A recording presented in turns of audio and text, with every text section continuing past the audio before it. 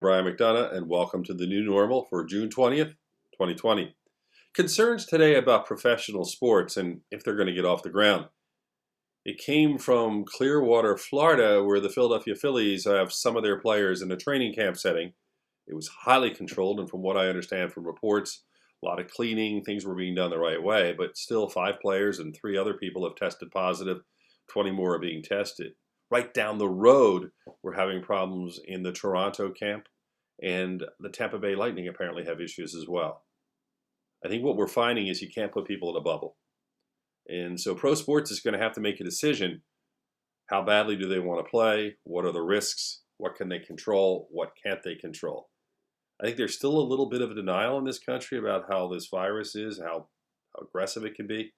And I think because of the denial, people maybe aren't understanding how serious this will be. I'm a big fan of sports. I want sports to happen. I think we need it as a country. But the reality is, it's not going to be easy, and there's going to be many limitations.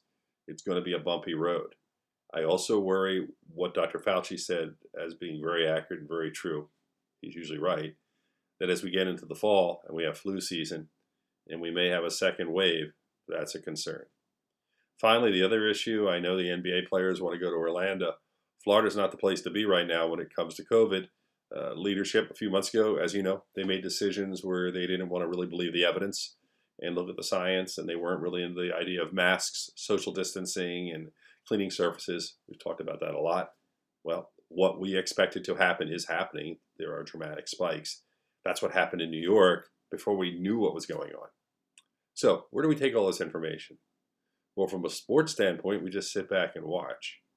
But from the standpoint of our own lives, we should also watch the errors that some leaders have made and how other leaders are doing better, and realize that in our own lives, what we should be doing is making certain that we wear masks, we social distance, and we protect our families and loved ones. And for our community, it will only be better if we do that.